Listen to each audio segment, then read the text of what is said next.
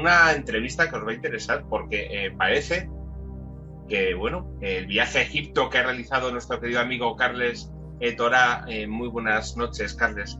Bienvenido un día más. Buenas noches, Antonio. Aparte de en el viaje a Egipto, que parecía que era meramente espiritual, para trabajar para el trabajo vibracional para la subida de la Tierra, trabajo vibracional también para lo que es la estirpe de la humanidad, se ha convertido, aparte de eso, en otras cuestiones interesantes que han ido paralelas y que, oye, han llamado la atención. Y además viniendo, como venimos de hace un par de entrevistas hablando de servicios de inteligencia, hablando además del Mossad en concreto, claro, llama mucho la atención. Cuando me lo planteaste, dije, ¿cómo es esto posible? ¿Por qué habrá podido suceder esto? Y ahora, parece que todas las cosas que van sucediendo van coaligadas, ¿verdad? En el tiempo van sucediendo, pero aparecen todas de golpe. Carles, ¿qué te ha pasado realmente en Egipto? Porque me llamó mucho la atención. Bueno, sí es cierto que, como tú muy bien cuentas, el viaje estaba destinado más que nada para un tema evidentemente energético, vibracional, en todo el tipo de trabajo que desde Atmos y desde el protocolo del Priorato de la Verdad estamos ejercitando por todas partes. Trajimos una serie de herramientas para hacer ello, para trabajar lo que se llama la energía del portal. Es la energía Hathor, como la diosa Hathor, la famosa diosa que tiene las orejas de vaca. Fuimos a trabajar con ello, con un grupo de 20 personas.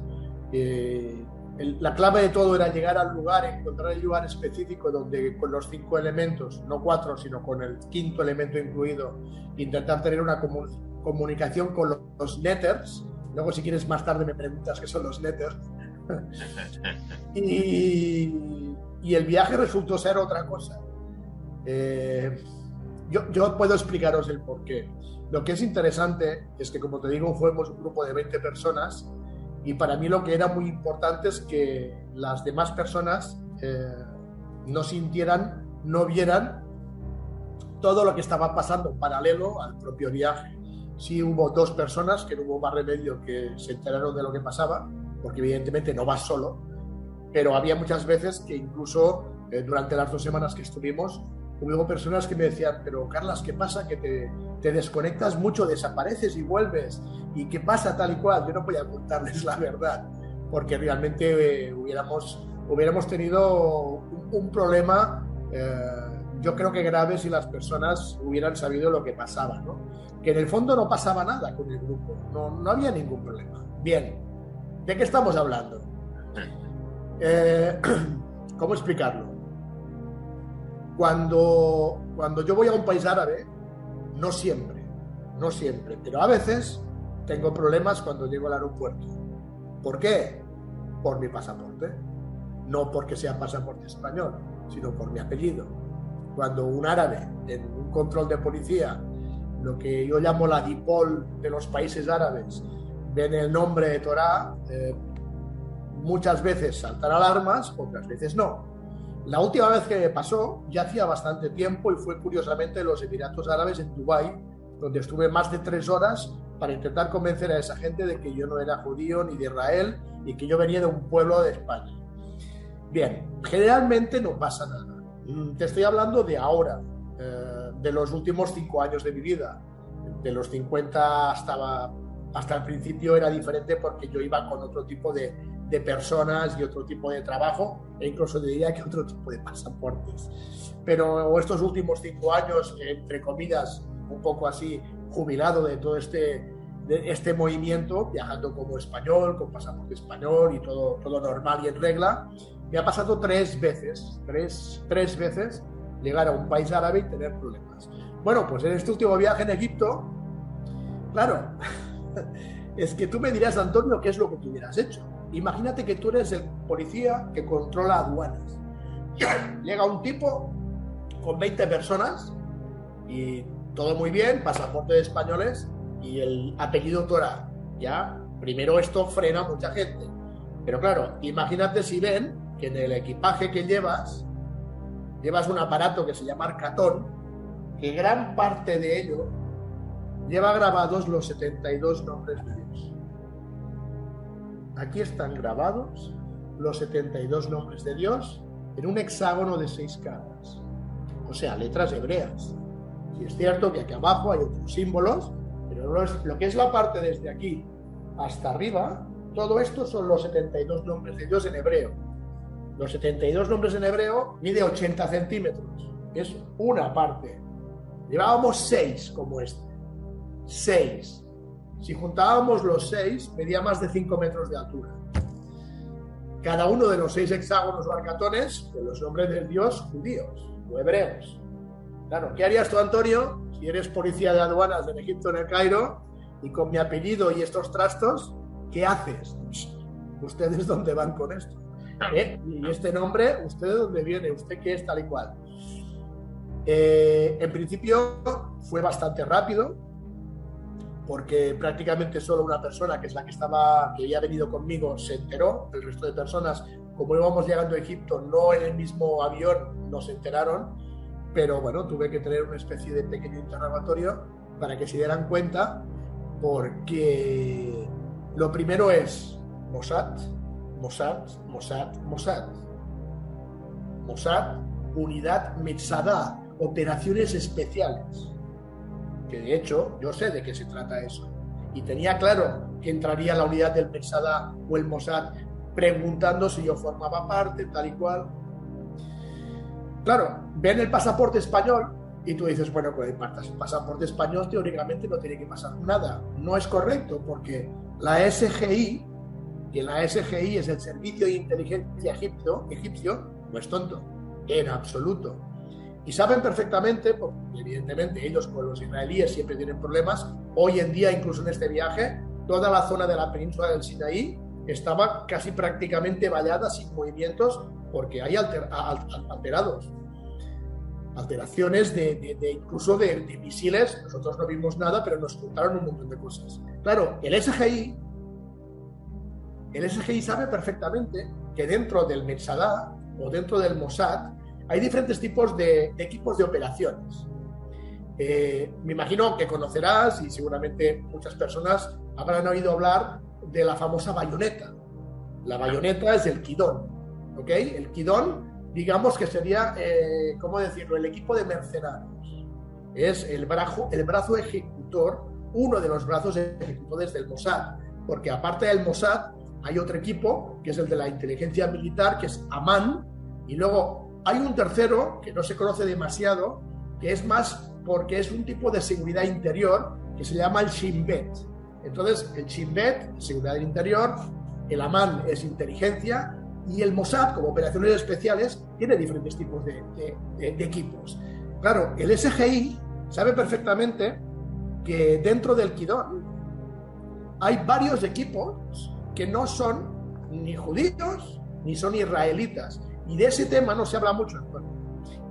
Porque, por ejemplo, hay un equipo de oficiales de alto rango que se llama el Katsá.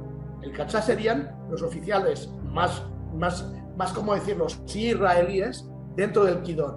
Pero lo que no mucha gente conoce es que dentro del Kidón hay un equipo o unas personas, entre comillas, mercenarios, que les llaman Sayanim. ¿Qué es el Sayanim? Dentro del Kidón, dentro del Mossad o dentro de la unidad Metzadá. Los Sayanim son personas no judías, no israelíes, de cualquier nacionalidad, que pueden estar en células dormidas en cualquier parte del mundo, que con una llamada se despiertan y actúan como miembros del Mossad sin ser ni judíos ni israelíes. En el fondo, sí, que congregan la filosofía judía, porque tienes que hacerlo, pero son personas normales y corrientes como podemos ser tú y yo, españoles, colombianos, alemanes o de cualquier parte del planeta. Entonces, cuando aparece un Torá con los 72 nombres de Dios y con pasaporte español, el tipo, cuando me pasa a otra oficina donde estaba el SGI, me dice Sayanim, pensando de que yo no le entendería. Y evidentemente yo le entendí. Entonces dije, miércoles, ahora este puede pensar que yo puedo ser un español dentro de uno de estos equipos. Porque además, como te digo, dentro del Mossad, en operaciones especiales, hay mucho más de lo que nos cuentan, ¿no? Y costó, hasta que evidentemente no encontraron nada, no tenían ningún tipo de identificación mía ni nada, y pude pasar al país. Y tú dices, bueno, vale, perfecto, solucionado. Ni de lejos. ¿Por qué? Porque aunque me dejaran pasar, y luego me enteré al final del viaje. O sea, que ahora te explicaré, no me enteré hasta el final del viaje. Lo que ocurrió en ese momento, porque claro, yo hice una llamada a Ashdod, a Israel, diciendo, mira, me ha pasado esto, que lo sepáis. Yo sé que tenéis gente dentro de Egipto, no te digo que me pongáis en seguridad, pero estar pendientes porque no sé lo que puede pasar. Entonces desde Ashdod me dijeron, ok, no te preocupes, tenemos gente en Egipto. Además es muy curioso porque en Egipto, digamos, hubo una operación, ¿cómo se llamaba? Hubo una operación muy importante en Egipto, ¿cómo se llamaba? Operación Damoles, sí, Operación Damoles. Es una famosa operación que el Mossad hizo en territorio de Egipto a la búsqueda de unos científicos alemanes que estaban trabajando juntamente con Irán para desarrollar el tipo de bomba atómica y estaban trabajando en Egipto. Entonces la Operación Damoles fue una operación del Mossad para entrar dentro de Egipto e intentar interceptar estos científicos alemanes. Entonces hubo un momento determinado que cuando yo llamé a Ashdod me dijeron, cuidado que no piensen que estás dentro de este tipo de operaciones, que ni de lejos, yo no estoy en ningún sitio, yo ya este trabajo ya no hago nada de todo esto. Y dije, bueno, por si acaso yo te aviso. Más tarde me enteré que desde el minuto 1 a lo que fue salir del aeropuerto teníamos gente siguiéndonos, pero no a mí, a todo el grupo.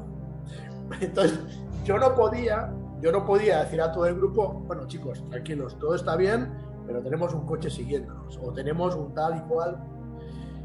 Yo estaba tranquilo, yo sabía que no pasaba nada. ¿Por qué? Porque nosotros no somos agentes espías, no somos ni participamos dentro de todo este tinglado. Nosotros vamos a hacer un trabajo energético y a pesar de que llevábamos los arcatones, era por un trabajo vibracional. Entonces, por mucho que tuviera gente siguiendo, yo estaba tranquilo por mí y por los demás. ¿Por qué? Porque no iban a ver nada, no iban a detectar nada que realmente fuera causa de que nosotros intentáramos hacer otra cosa. Pues yo estaba tranquilo y aparte de otras dos personas, como le digo, que tenían un poco de información, además gente, pues bien, al viaje y fantástico, y a trabajar, y a visitar templos, y al Nilo, y pum, pam, patapim, patapam, perfecto. Pero claro, yo sí estaba pendiente. Autolitus Channel. Hasta que el segundo día, cuando tenemos que coger un autobús del grupo privado para irnos hasta Abidos, porque Abidos era uno de los primeros trabajos dentro de un lugar muy importante, que de hecho Abidos, y tampoco se conoce mucho, cuando entras al templo de Abidos, es uno de los patios descubiertos más grandes de cualquier templo de Egipto. Lo que no se conoce demasiado es que los egipcios utilizan ese patio de Abidos para hacer meditaciones a Hathor. Y cuando hablamos meditaciones a Hathor es porque evidentemente conocen toda la historia del portal dimensional, que eso lo hablaremos un poco más adelante porque allí fue cuando petó todo. Pues cuando cogimos el autobús para irnos a Abidos, el guía, el que nos organizaba todo, nos llama y me dice, bueno, ¿no os importa que venga una persona extra del grupo al autobús con vosotros? Digo, ¿no? Si no te importa. Dice, no, es egipcio y viene con nosotros, simplemente seguridad. Porque bueno, hay muchos atentados, todavía hay un poco de fobia con el tema del turismo. Claro, cuando yo voy a subir al tipo con una pistola así de gorda, escondida, pero no una pistola así, era así, me di cuenta que era del SGI. Entonces, recuerdo que digo, miércoles, ya nos ponen un tío para controlarlos. Bueno, no pasa nada. Si nosotros venimos a hacer un trabajo energético, que me pongan aquí a quien quiera. La gente empezó a hacer broma con él, pensando de que no sabía nada de español cuando sabía hasta latín. O sea, entendía absolutamente todo lo que estábamos diciendo. Claro, hubo un momento que yo no me di cuenta de ese detalle, pero uno de los que venía conmigo se dio cuenta y me dijo, oye, que este tío no se entiende. Digo, sí. Digo, joder. Entonces, en un momento de descanso, cuando todo el mundo estaba en el templo allí distraído en sus cosas, yo me voy con él a hablar con él y empiezo a hablarle en español y me responde. Y estuvimos con él, yo si no recuerdo mal, 4 o 5 días. 4 o 5 días que nos acompañó. Y entonces yo tomé la determinación de estar lo más posible junto a él para que cogiera confianza. Y en el último día, cuando nos despedimos, que vio que evidentemente no pasaba nada, me dijo, bueno, suerte en todo, sé que ahora os vais al sur, a la parte del sur, en el territorio de los nubios, en Asuán, mucha suerte. Y me dice, bueno, no te preocupes que voy a dar un buen informe, ya veo que vosotros sois pacíficos y tranquilos. Digo, claro, es lo que esperabais. Dice, no te preocupes que voy a dar un buen informe. Y yo digo, al SGI, ¿no? Y se queda mirando, se me pone a reír y me dice, bueno, dice, al SGI y a otros. Digo, ¿a otros? Digo, ¿a quién? Se me queda mirando, no quería decírmelo, digo, ¿a quién? Venga, dime que ya te vas. Dice al FSB. ¿Sabes lo que es el FSB? La agencia de espías rusa que está por encima ya del KGB. FSB. O sea, pasaban informes al FSB ruso y al SGI egipcio. Estaban pensando de que nuestro equipo, nuestro grupo, era un grupo de espías que venía a Egipto, pues yo qué sé, a saber lo que teníamos que hacer. El viaje continuó y en cada ruta que íbamos nos cambiaban de policía y nos ponían otro. Perfecto, o sea, nosotros seguíamos a lo nuestro, sin ningún problema. Hasta que llega la última semana. Y en la última semana eran, digamos, los trabajos más potentes. Yo creo que eran los viajes más potentes. Porque uno de ellos era el Desierto Blanco, más al centro del país. Entonces, en el Desierto Blanco, antes de llegar al Desierto Blanco, tienes que pasar por el Desierto Negro, que es donde está la zona volcánica, y tienes que pasar por el Valle de las Ballenas, donde están los antiguos esqueletos de cetáceos y donde había habido un mar interior espectacular y precioso, increíble la energía todavía que hay en ese lugar, porque hay muy poco turista y menos ahora, y aunque sea una temporada sin COVID, no llega tanta gente, y para poder ir hasta allí vas en todoterrenos y suele haber también escolta. Lo curioso es que nuestra escolta era militar. La diferencia es que en vez de haber una escolta, entre comillas, normal de 2 o 3 jeeps, eran militares. Bueno, no pasa nada, que vengan los militares. Entonces llegamos al Desierto Blanco y te acampas en medio del desierto solo, no hay nada, en kilómetros y kilómetros a la redonda. Hacen un campamento con todos los jeeps, con tiendas, montan una especie de jaimas y estuvimos allí una sola noche acampando en el Desierto Blanco. Yo no podía dormir, todo el mundo se fue a dormir y yo y otra persona, 2, sin poder dormir, decidimos a oscuras salir del campamento y andar, coger un par de linternas y empezar a andar por el campamento. Recuerdo que esto fue a las 2 de la madrugada y terminamos a la hora de la salida del sol, que en Egipto el sol sale antes que en Europa. En Egipto sale un poco antes de las 5 de la madrugada, 4:50, 4:55. O sea, estuvimos 3 horas dando vueltas y descubrimos muchas cosas que sí que tiene que ver con nuestro trabajo, que ese es otro tema. Pero llegamos a un momento en que entre la oscuridad nos aparece un coche aparcado. Prácticamente un coche que debería estar, yo creo que a 1 kilómetro, quizá un poco menos, 800 metros, sí, entre 800 y 1 kilómetro de distancia nuestro. Con un telescopio así de largo, enfocando a nuestro campamento. Coche militar del SGI. Nos vieron que los veíamos, no nos dijeron nada. O sea, vimos el coche, vi lo que era, digo, vámonos de aquí. Dimos media vuelta y antes de llegar al campamento de nuevo, sí que detectamos que 2 personas nos seguían a pie. Entonces estuvimos controlados, Antonio, durante todo el viaje.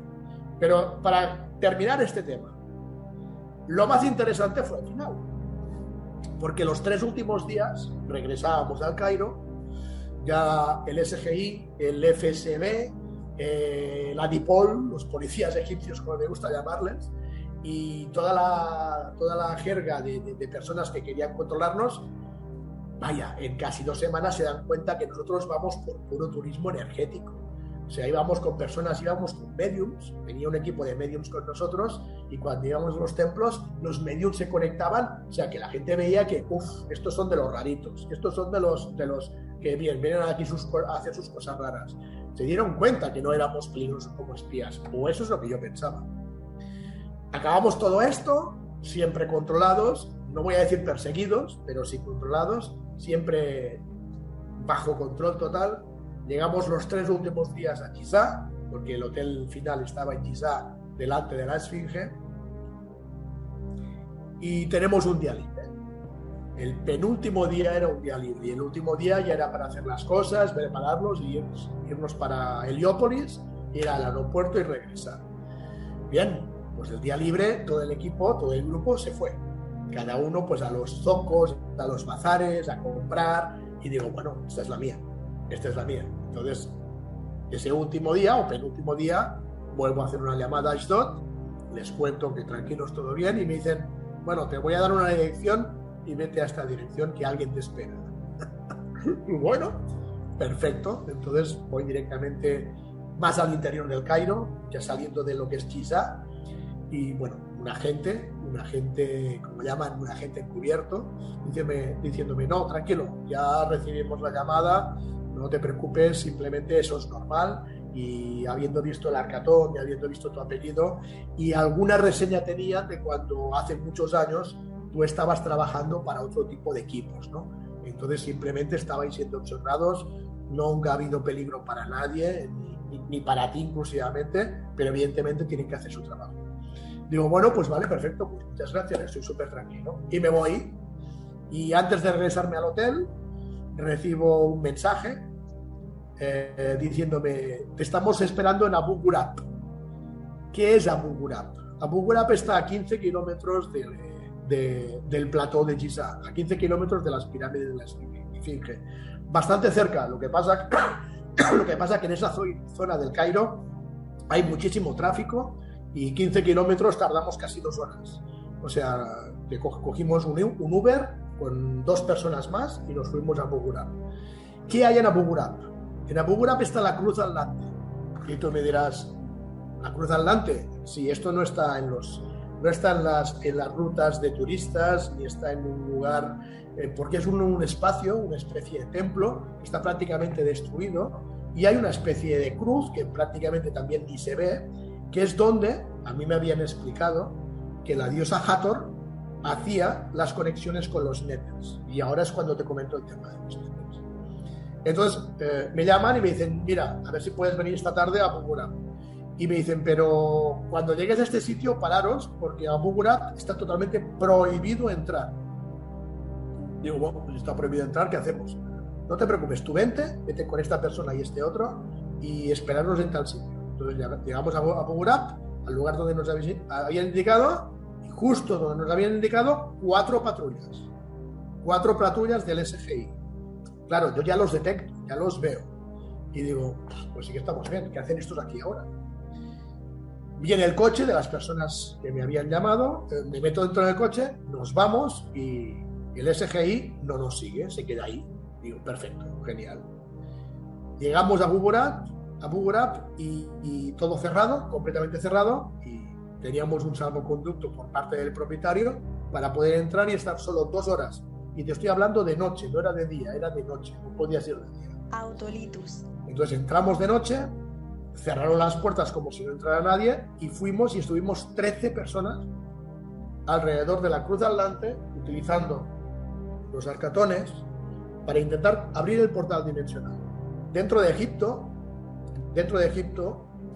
se dice y se cuenta que hay muchos tipos de portales, pero yo siempre había escuchado, y no es que tuviera mucha información, de que dentro de esos 13 portales dimensionales que hay en Egipto hay uno que es el portal madre, que es el que utilizaba Hathor.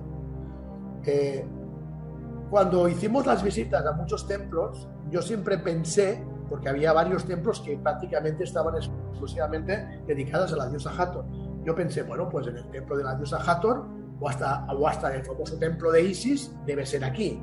No, siempre, como suele ocurrir, donde está la parte importante es donde menos te esperas. Luego, ya estando en Abu Ghurab, nos contaron, no, aquí donde está la Cruz de Atlantes, donde está el gran portal donde las energías Hathor se conectan con los Nethers. Bien, ¿qué son los Nethers? Los Nethers son seres de otros planos, seres no dimensionales, no de otras dimensiones, sino de nuestra misma dimensión, en otros planos o en otros mundos, que utilizan una especie de máquinas no parecidas al Stargate, diferentes, en este caso sí son muy diferentes a lo que siempre nos enseñan. Utilizan este tipo de maquinarias para conectar con seres de otros planos o otros mundos, dentro de nuestra tercera dimensión. Nos cuentan, me contó el gran sacerdote que vino con nosotros, que durante el final de la época Atlante, los atlantes ya tenían el contacto con los Nethers. Cuando hubo la destrucción, me dijeron, destrucción entre comillas, porque tampoco lo que creéis es cierto. Pero bueno, digámoslo así, durante el final de la época Atlante, parte de los supervivientes llegan a Egipto y desde Egipto se distribuyen por todo el mundo. La mayor parte de culturas mundiales después del Atlante, todas partieron desde Egipto. Y me dice, ¿quieres un ejemplo? Me parece muy interesante, Antonio, a ver qué te parece. Me dijeron, ¿tú has estado en México? Digo, sí, bastante. Dice, ¿conoces bien toda la cultura mexicana? Digo, bueno, algo conozco. Dice, ¿conoces la cultura olmeca? Digo, sí, claro que sí. Dice, ¿te suenan las famosas cabezas olmecas? Digo, sí, claro. Dice, ¿las has mirado bien a los ojos? Digo, no, pero más o menos la tengo en mente. Dice, ¿qué cara hace? ¿Qué cara hace cuando tú ves una cabeza olmeca? Son africanos. Es puro africano. Y luego, más tarde en el hotel por la noche, entro por internet, me pongo bien la cabeza olmeca grande y evidentemente tiene la nariz gruesa, los labios gruesos. Eran africanos, eran egipcios. Los egipcios, nos contaba el gran sacerdote que vino a Mugurá, después de lo que fue el final del Atlante, se encontraron en esa zona mesopotámica y parte de la zona del Mar Rojo, entre sumerios y egipcios, y fueron los que crearon las culturas de todo el mundo. La mayor parte de culturas que hay en Latinoamérica forman parte de expediciones egipcias que se juntaron con otros atlantes que directamente habían llegado a esos lugares. Entonces, todas las culturas mundiales salieron de Egipto. Allí es cuando me explicaron vuestro famoso éxodo de la Biblia, cuando te habla que Moisés cogió a los judíos esclavos y se fueron al desierto para irse a la tierra prometida, es falso. Yo decía, a ver, ¿cómo que es falso? A ver, ¿qué me estás contando? A ver, explícame bien porque no acabo de entenderlo. Dice, mira, el tema es que la mayor parte de religiones mundiales, no solo la cristiana, partieron también de una religión egipcia. Y yo digo, sí, eso sí lo tengo claro, porque cuando hablamos y escuchamos la historia, por ejemplo, de la Virgen María y de Jesús, sabemos que era Isis y Osiris, y lo tenemos claro. La mayor parte de historia de Jesús y de la Virgen María son copias de Isis y Osiris. Y también tenemos copias de esas historias en el Ramayana, en el Bhagavad Gita, en los cantos védicos. Hay historias parecidas en todas las culturas, como los diluvios, como muchísimas cosas. Eso lo tenía muy claro. Y me dice, el tema está en que la mayor parte del libro sagrado, que vosotros conocéis como Biblia, fue transgiversado por los judíos que estaban encerrados en Babilonia, pero muchos años después de todo lo que esto que ocurrió. Allí es cuando se redescribió la historia de los judíos. Los judíos no existían. Entonces digo, bueno, entonces si los judíos no existían, ¿quién era Moisés? ¿Quién era la gente del Éxodo? Y dice, muy fácil. Dice, si miras bien las épocas y las fechas, justo en ese momento de la historia es cuando en Egipto estaba Akenatón. Akenatón, el dios que eliminó a los 4000 dioses egipcios y creó el monoteísmo de Atón. Por eso formó una ciudad que se llamaba el Horizonte de Atón, en la región de Amarna, entre Tebas y la antigua capital, antes que era Memphis. De hecho, nosotros no pudimos llegar allí, no nos dejaron llegar allí. No pude llegar al Horizonte de Atón cuando queríamos ir y no pudimos, allí no pudimos llegar. Entonces, la historia es muy larga. Si quieres otro día la contamos completa. Lo que está claro es que al final, cuando muere Tutankamón, que es el hijo de Akenatón, muere la dinastía. ¿Por qué? Porque Tutankamón no tiene descendencia. Entonces el siguiente faraón es el faraón Ay, A-Y. El faraón Ay era el antiguo visir de Akenatón. Y el sacerdote amigo nuestro del Cairo me dice, y lo que no sabe mucha gente es que era el padre de Nefertiti. Digo, madre mía, no me digas. O sea, el padre de Nefertiti, que era una de las esposas de Akenatón, fue el que más tarde sería el faraón Ay, que fue el que destruyó toda información, toda escultura y todo lo que pudo de Akenatón para volver a meter a los 4.000 dioses egipcios y volver a seguir como las dinastías anteriores a Akenatón. Dice, y una de las hijas de Akenatón y Nefertiti, que se llamaba Escota,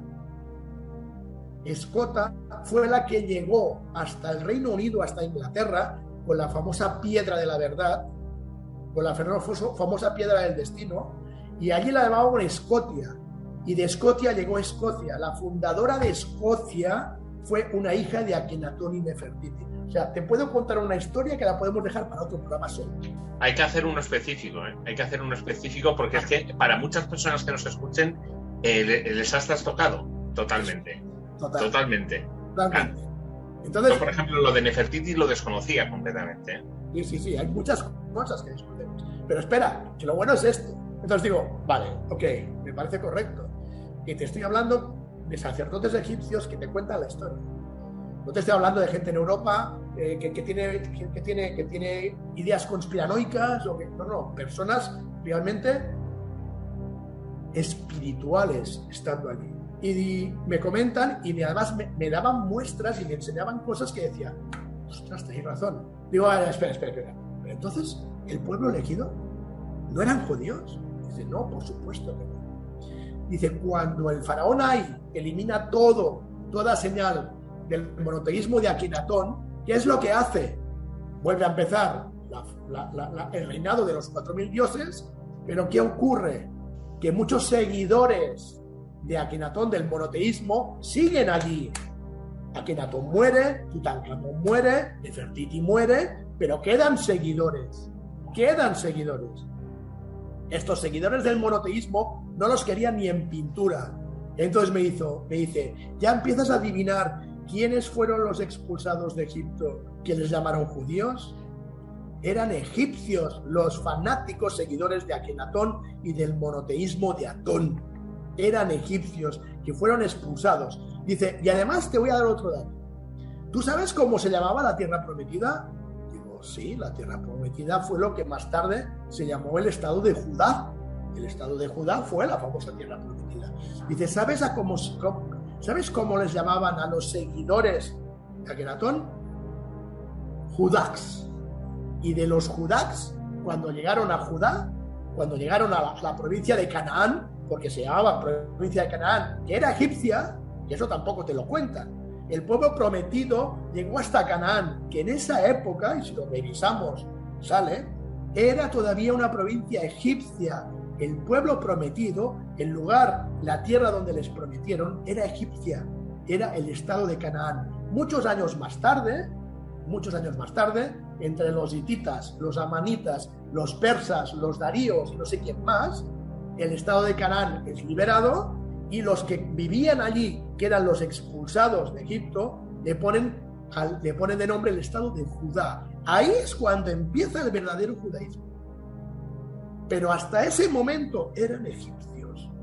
Cuando Canaán es liberado de Egipto, empieza el auténtico, digamos, la auténtica historia de una nueva especie, una nueva raza, que es la raza judía, la raza hebrea, que es parte de los antiguos egipcios expulsados por ser aún fanáticos seguidores del monoteísmo de Akenatón.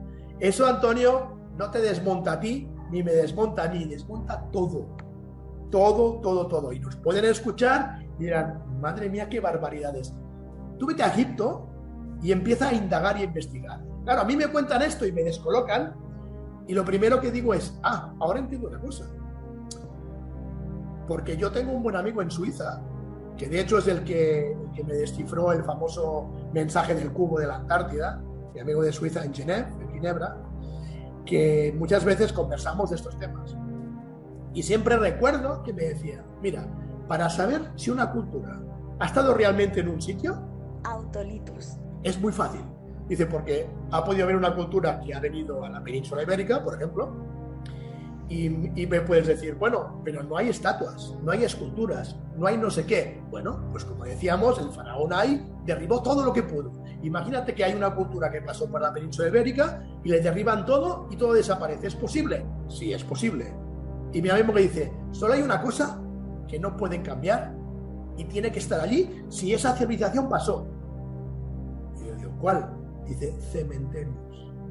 Siempre hay cementerios cuando una civilización pasa por un lugar. Lo único que queda son cementerios. ¿Cuántos cementerios judíos has encontrado en Egipto? Cero. Cero. Ninguno. No había judíos. No había esclavos. Claro, luego empieza otro tema que también es para otro programa. Bueno, entonces, ¿cómo construyeron las pirámides de Egipto, chico? Y el sacerdote se me queda mirando y dice, ¿tengo que contarte también cómo construimos las pirámides? Nada de lo que os cuentan. No había mano de obra. En otro programa te lo cuento. Cómo, según ellos, construyeron las pirámides. Nada de lo que nos cuentan es cierto. En fin, tenemos muchas cosas para muchos programas, ya lo ves. El tema está en que estamos en la Cruz Atlante, nos dan todas esas explicaciones y conectamos las 6 piezas. Las conectamos en la cruz y había 2 mediums. Había 2 mediums y dentro de los 2 mediums hubo uno que tuvo un contacto con un nene. Entonces el trabajo que fuimos a hacer en Egipto, fantástico y perfecto. Surgió efecto el último día, o de hecho el penúltimo día. El trabajo finalizó bien con un contacto con los netters.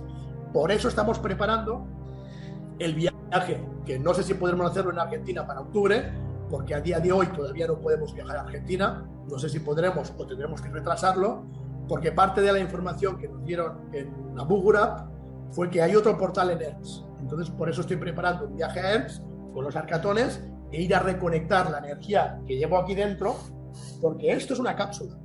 Esto se abre y dentro hay unos compartimientos secretos. En cada compartimiento hay diferentes tipos de cosas.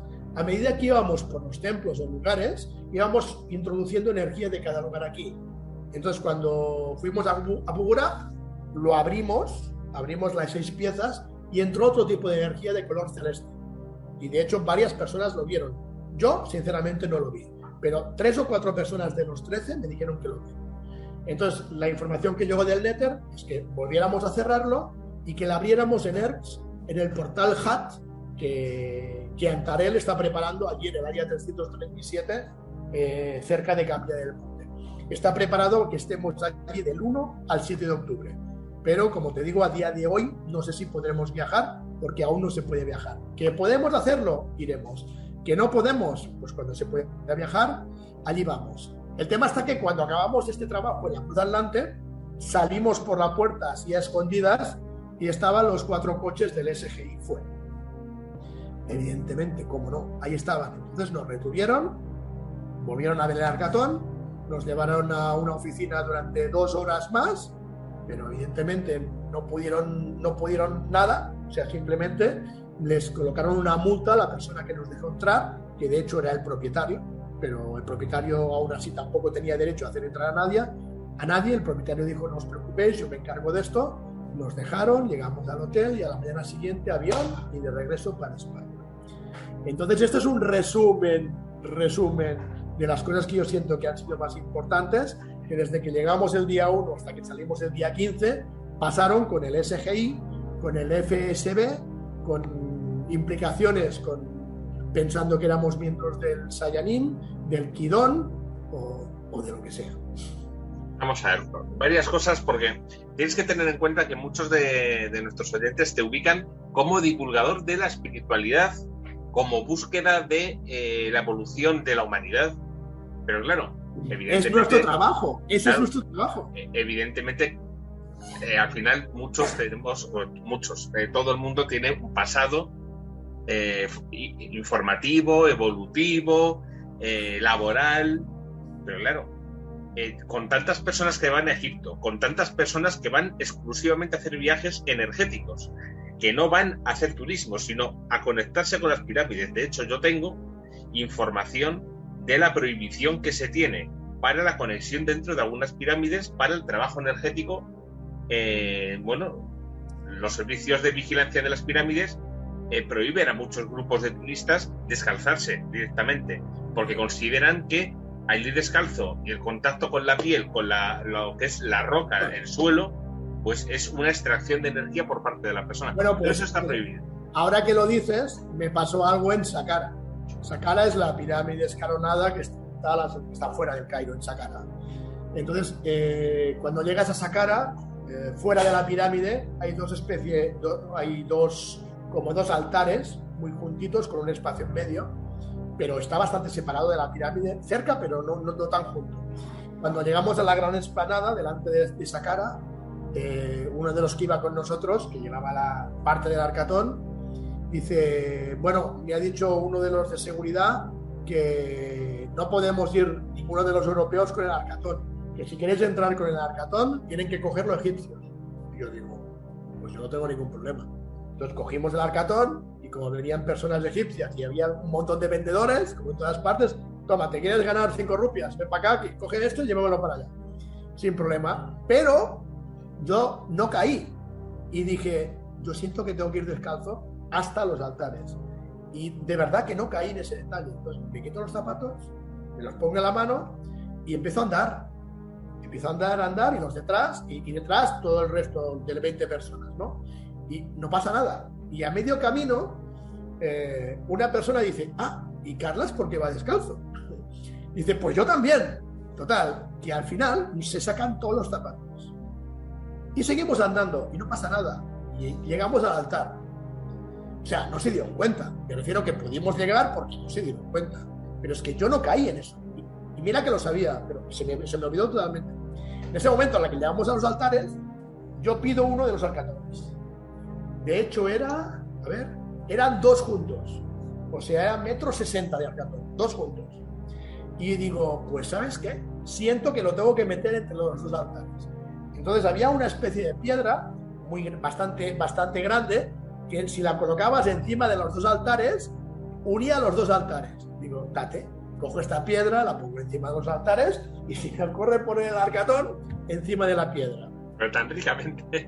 Pero no, te juro, o sea, y con todo inconscientemente sin yo pensar nada. O sea, te juro que no lo hice a propósito. O sea, fluimos y sentía a cada momento que teníamos que hacer lo que estábamos haciendo en ese instante. Y yo sentía que teníamos que hacerlo eso. Ponemos la piedra, ponemos el doble arcatón y de repente, y no lo digo yo, o sea, yo puedo ponerte a alguien más de los que vino el viaje para que él dé su versión de que es verdad, o sea, no me lo estoy inventando. Ahora flipas, porque flipamos en colores. O sea, esta es la piedra y esto es el arcatón. El arcatón se levantó así, nada, 2 dedos, se levantó, se quedó un segundo en el aire y se tumbó, se cayó. Pero se elevó de la piedra y se cayó. O sea, todo el mundo empezó ya a chillar y ahí se dieron cuenta que estábamos allí y además descalzos. Bueno, pues vinieron como, no sé, 30 o 40 militares con ametralladoras. Con ametralladoras, diciendo, pero oiga, ¿ustedes qué coño están haciendo aquí? En ese momento es cuando me di cuenta, ay, Dios mío, aquí estamos liando. Corre, los zapatos, corre. Cogimos los zapatos y nos volvimos corriendo. Ni entramos en la pirámide. Pero fue brutal. Y ahora lo he recordado hablándome, como tú me decías, lo de los zapatos. Claro, es que teniendo en cuenta la experiencia antes de la divulgación, ese marcaje que te han podido hacer, lo primero, me llama la atención que conociéndote, ¿me entiendes? Y tú anunciando el programa que te ibas a realizar en Egipto, las visitas que ibas a realizar, las fechas que ibas a realizar, por un lado, desde gente ajena a Egipto no se te protegiera de alguna manera, y por otro lado, la gente dentro de Egipto se quedara impactada cuando te ven en el aeropuerto, ¿me entiendes? Es decir, que no hubiera un seguimiento anterior una vez despegas de No, pero eso es lo que te he dicho al principio, que cuando yo llego no tengo mi cabeza en esto y me entero al final del viaje, que ya estaban esperando tanto unos como otros. Claro, es que la cuestión es que no tienen por qué informarte. No me informo. Simplemente, si tú ahora mismo, por ejemplo, has anunciado el viaje a Eres para unas fechas, pues ya directamente se ponen en contacto, se tienen que realizar los movimientos que sean necesarios para que tú no te enteres de nada, y más en lugares como es Egipto, con a nivel sociológico la fricción que hay a nivel histórico. Pero en el fondo tampoco importa tanto, Antonio, porque nosotros vamos a hacer un trabajo no importará, pero al final de paz, de amor y todo súper bien. Lo que tú quieras, pero no para todos el amor es lo mismo. Entonces, claro, y para una persona que es meramente materialista y mental, lo que es el trabajo energético a lo mejor es otra situación distinta. El trabajo energético, y el arcatón se levanta. ¿Qué es lo que le decir? Entonces, claro, para algunas personas a lo mejor es brujería. Autolitus. Vete a saber, ¿me entiendes? Entonces, siempre puede levantar un tipo de suspicacia en ambientes además sociológicos que, bueno, pues en algunos lugares del planeta el llevar a un grupo turístico conlleva a ver qué hacen estos, vamos a estar detrás de ellos. No, y además, más cuando tienes una serie de connotaciones.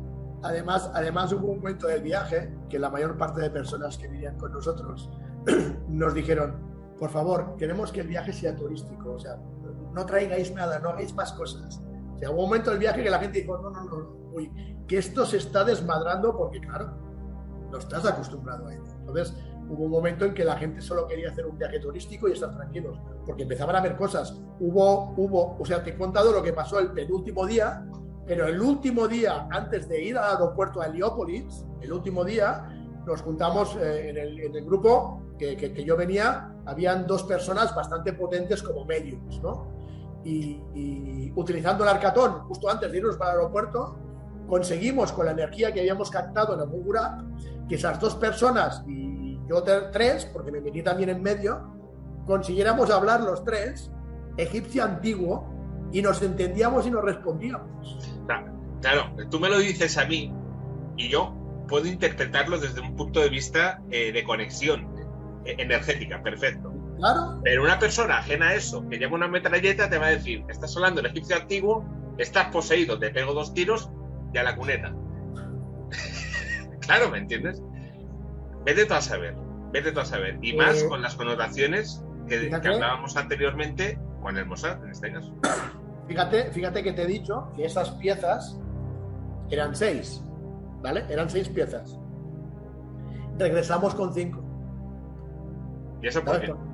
Pues porque el SGI nos obligó a dejar una para investigarla y estudiarla. Entiendo que son iguales. Sí, no. Digamos, hay 3 con un color y 3 con otro color, pero los símbolos y todo lo demás es igual. Solo cambia el color. No, digo porque, claro, conociendo la simbología es la misma. ¿Por qué se quedan un tipo de arcatón, no se quedan en el otro, no se quedan los 6 directamente? No, la que se quedaron no la escogieron. O sea, dijeron: tenéis que dejar una, y le dimos la que nosotros queríamos. No la escogieron ellos. No la escogieron ellos. También me llama la atención cuando hablas y te citan el penúltimo día, antes de hacer la conexión. Claro, a ti te llaman y te dicen: no, tranquilo, tienes que dejar que hagan su trabajo, de acuerdo. Pero ¿hasta qué punto estas personas con las que tienes comunicación conocen el trabajo y hasta dónde estas personas que te están siguiendo van a llegar? Porque claro, evidentemente cuando salís de realizar la conexión con los arcatones y de tener la reunión con el sacerdote, el SGI reacciona de esa manera e incluso multando al propietario. Sí. Claro, entonces yo me pregunto: ¿hasta qué punto las personas con las que hablas saben que el SGI en este caso va a llegar hasta un punto y no va a pasar de ese punto?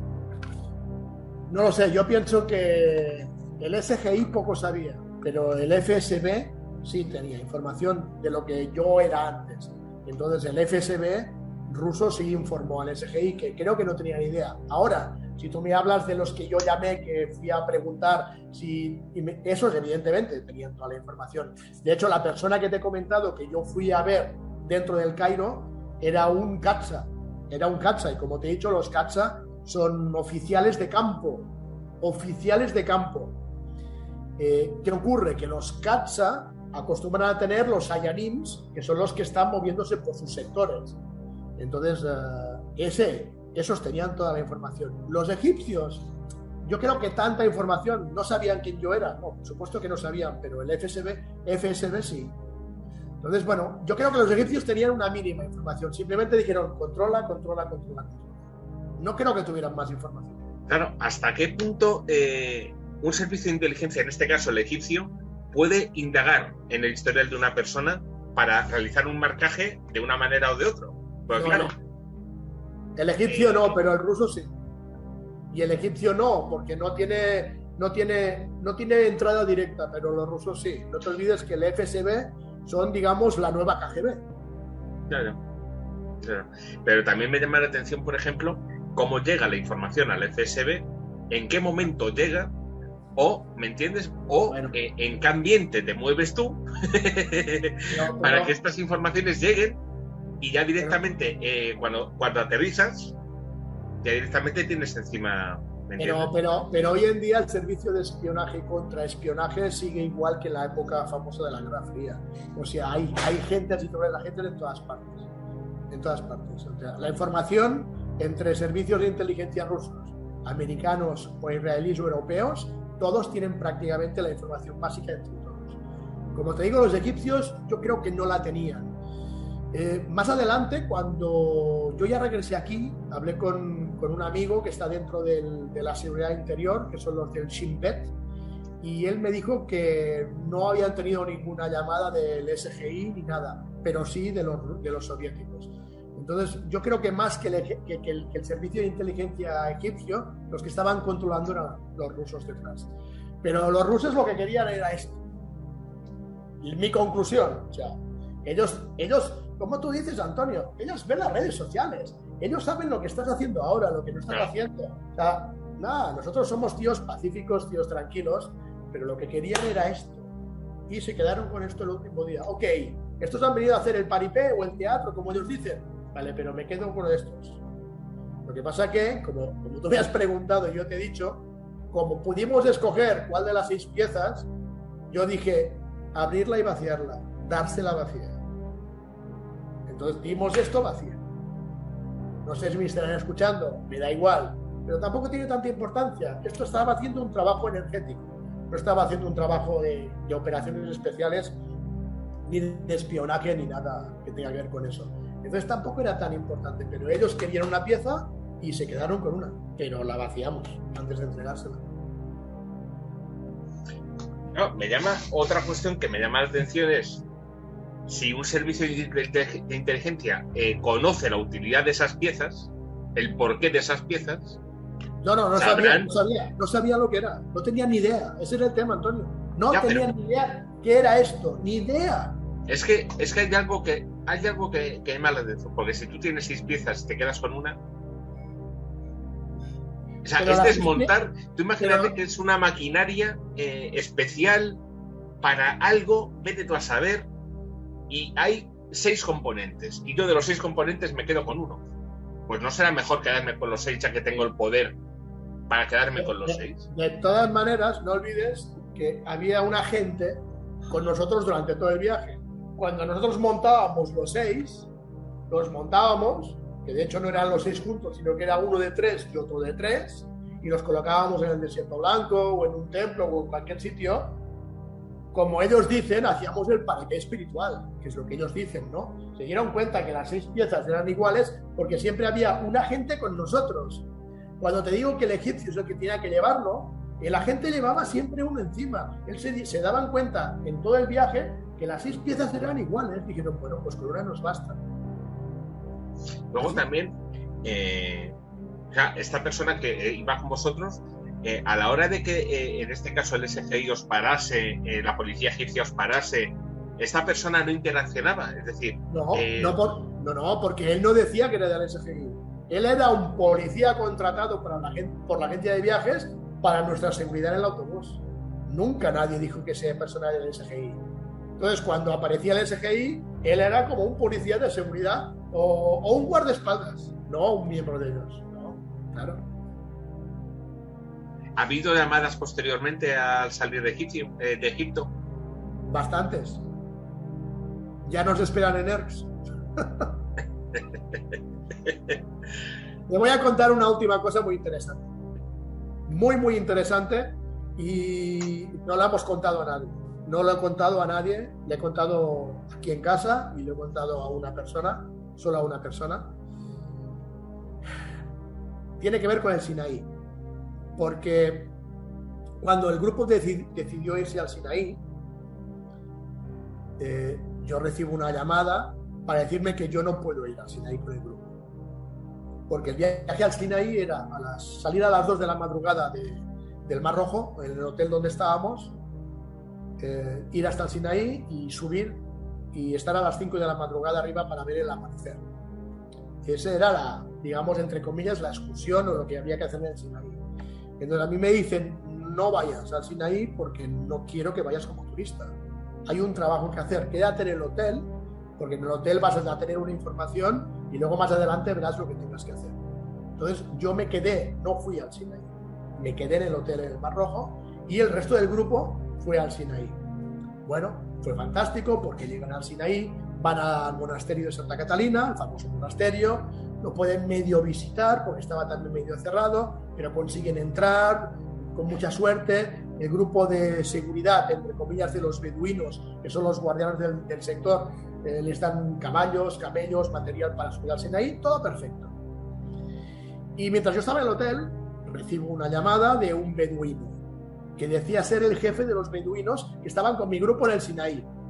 Entonces me dice, mira, he recibido una llamada del monasterio de Santa Catalina, y uno de los monjes, que ha recibido una llamada de tu gente. Y entonces yo digo, madre mía, ¿ahora quién será mi gente? Entonces yo interpreto que es mi gente de Ashdod. Digo, vale, ok. Que en el fondo son los que me dijeron, no vayas. Tú allí no tienes que hacer nada, tienes que quedarte aquí. Entonces no fui al Sinaí. No fui al Sinaí y me quedé en el hotel. Entonces recibí una visita para decirme de que me preguntaban si yo podía regresar a Egipto. Yo digo, pues claro que puedo regresar, ojalá. Dice, pero tienes que regresar solo, máximo con un traductor, porque la mayor parte de beduinos no hablan ni inglés, entonces tienes que estar con un traductor que sepa inglés, español y árabe, que eso no es difícil, allí no es difícil. Máximo vas con una persona, dice, y si quieres te vienes con tu mujer. Así mismo me lo dijeron, nadie más. Bueno, me parece bien. ¿Y por qué? Dice, porque un grupo de personas dentro del monasterio de Santa Catalina, juntamente con los guardianes del monte Sinaí, han recibido una información desde el campo astral, Autolitus Channel, que tenéis que hacer un trabajo conjuntamente. Yo digo, ¿con esto? Dice, no, olvídate, esto no tiene nada que ver, es por tu energía, o sea, por mi linaje, tanto paterno como materno. Nunca he hablado de mi linaje materno y no va a ser ahora, no voy a hablar de él, pero tan importante es el paterno como el materno. Entonces digo, sí, pues fantástico. Digo, ¿y de qué se trata? Dice, bueno, solo puedo decirte una pista. Porque, ¿ves esa mesa de allá al fondo? Digo, sí, 2 agentes del SGI. O sea que hasta estaba el SGI en el hotel, que se quedó, mientras vieron que todos se iban y yo me quedaba con 2 o 3 personas más, se quedaron también allí. Se fue el que estaba en el bus siempre con nosotros, pero se quedaron 2 en el hotel. Entonces me dijeron que teníamos que hacer un nuevo viaje a Egipto solo para ir a Santa Catalina. Entonces dice, olvídate de todo el resto de ti. Solo quiero que vengas a Santa Catalina un mes. Quiero que te quedes a dormir un mes en Santa Catalina, o puede que haya unos días que te tengas que ir arriba a los poblados de estos nómadas, de los beduinos. Digo, wow, me encanta. Digo, ¿cuál es la finalidad? Dice, 2. Primera, porque puede que si tú cuando llegues les entras y tu energía vibra con la suya, que puede que no pase, ¿eh? Porque si llegas y no les vibras, no va a pasar nada. Bueno, pero hay que arriesgarse, porque si consigues entrar bien con ellos, te van a permitir entrar en su biblioteca secreta, la segunda más grande del planeta después de la del Vaticano. 4 pisos por debajo de Santa Catalina. Digo, me gusta, me interesa. Dice, pero no te lo podemos asegurar. Digo, ¿y la segunda? Dice, la segunda es que cuando tú subes al monte Sinaí, es una zona montañosa donde todo es piedra, roca, arena, prácticamente no hay verde, no hay naturaleza de árboles, de plantas, lo que hay es puro arbusto y marrón, no es ni verde. Va subiendo y todo es súper árido. Estábamos a 50 grados todo el viaje, Antonio, 50 grados todo el viaje, calor inmensa. Dice, pero lo que nadie sabe es que a medio camino hay una bifurcación que nadie la ve porque es pequeña y todo el mundo sigue para arriba, que te lleva a una especie de valle, donde debajo del valle hay una zona de 10 metros cuadrados que es todo verde. Y digo, caray, ¿y entonces qué quieren? ¿Que me vaya allí? Dice, si les entras y tu vibración es correcta, pueden llevarte a esos 10 metros cuadrados donde todo es verde. Y digo, ¿y por qué es verde? ¿Qué es lo que han tirado allí? Dice, bueno, eso es un tema que no se sabe demasiado, pero a ti te lo podemos contar porque tiene que ver con tu energía. Luego te explico por qué. Digo, ok. Dice, esa zona de los 10 metros cuadrados a mitad del monte Sinaí es donde el profeta Elías andó y ascendió a los cielos con un cuerpo físico para llegar al séptimo cielo, o mejor dicho, séptimo domo, y transformarse en Metatron. Ese lugar es donde Elías se transformó en Metatron. Y digo, ¿qué me estás contando? Dios mío de mi vida, ¿cuándo vamos a Egipto? Yo quiero ir ya. Dice, pero ten en cuenta que no te podemos asegurar que pase. Igual te vienes allí y te tienes que regresar. Y bueno, no pasa nada, pues me quedo un mes de vacaciones en Egipto, no hay problema, pero intentarlo tengo que intentarlo. Entonces, ¿por qué me comentaban esto? Porque lo que no puedo contar, y de hecho no voy a contar, que es lo que tiene que ver con mi parte materna, tiene que ver con Metatron. Entonces, como ellos saben que hay esa parte energética de Metatron, quieren ver qué ocurre si yo llego allí. Que a lo mejor llego allí y no ocurre nada, que es lo más normal, ¿eh? Así mismo también me lo dijeron. Seamos realistas, que a lo mejor llegas allí y no pasa nada. Pero quieren experimentar a ver qué ocurre. De hecho, ya termino con esto, Antonio, cuando pasó lo del cubo de la Antártida, mucha gente me decía, wow, pero qué casualidad, qué suerte tuviste en que te enviaran esa misión, o qué tal, o qué tal. Yo digo, no, mucho más después, mucho más adelante, me enteré que a mí me habían enviado a propósito por mi energía. Los que estábamos allí, ninguno era por casualidad. Cada uno de los que se encontró en esa misión, dentro de todas las misiones, no solo la nuestra, que fue no sé si fue la última o no, era porque tenía algo que tenía que ver con su linaje, con su energía o con sus capacidades.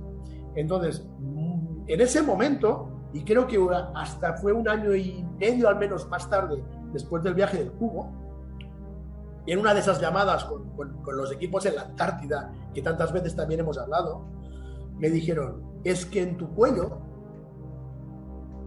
tienes un mapa. Y digo, ¿tengo un mapa? Dice, sí, en tu cuello hay un mapa energético. Digo, pues yo no lo siento. Digo, a veces sí, muchas veces siento mucha energía en la nuca. Y claro, es que tiene que ver también con la nuca. Y digo, ¿qué mapa es? Dice, tienes el mapa de las minas del rey Salomón. Dice, pero no físicas. Dice, el tesoro de las minas del rey Salomón, la élite ya hace muchos años que la ha encontrado.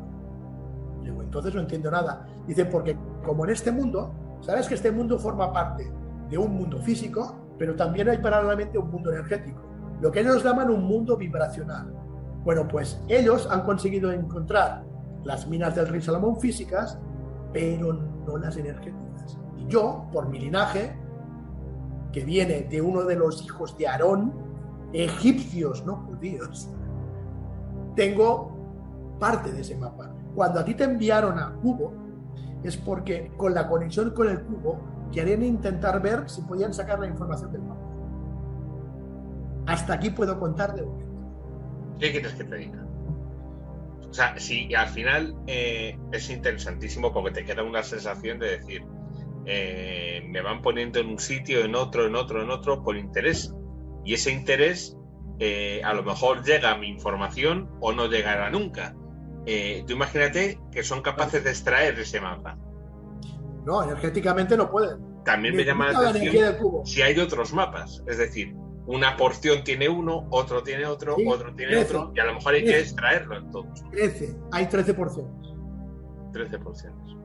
¿Qué quieres que te diga? Vigila tu entorno. No, estoy muy tranquilo. Porque, madre mía, Y me dieron un chivatazo, el sacerdote en Egipto me dio un chivatazo, que lo estoy intentando investigar y todavía no he conseguido nada. Me habló de los discos solares. Y el sacerdote me dijo, lo que en Occidente habláis de los discos solares, no tenéis la más remota idea. Nadie, ni yo, nadie, nadie sabe lo que realmente es un disco solar. Dice, y hay 13, no hay 12. Dice, bueno, yo digo, sí, que había 13, eso ya lo había escuchado. Y me dice, y el 13º, que es el más importante, está en la península ibérica. Y yo digo, tiene que ver con las famosas teorías de los famosos íberos o los famosos tártaros o tartesos, de los atlantes que estaban allí en el Gibraltar, en el Coto de Doñana, en toda esa zona de San Lucas de Barrameda. ¿Tiene que ver con todo eso? Y me dice, investiga, no vas mal, investiga. Dice, pero el lugar donde está el disco solar, dice, solo voy a darte una pista. Que de hecho es lo que ahora estoy investigando, que no puedo hablar más porque estoy en plena investigación de encontrar el lugar.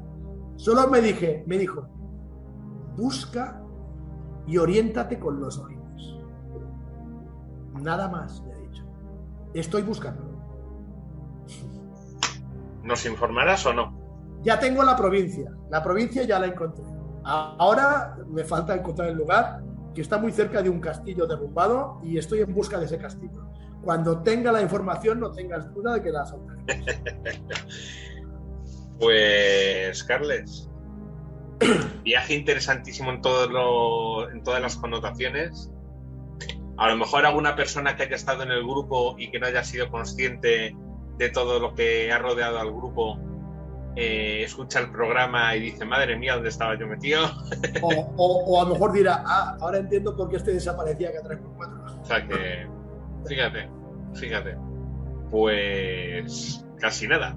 O sea, indagaremos incluso también cuando consideres en las connotaciones que has tenido dentro de los servicios de inteligencia para que te marquen de esa manera.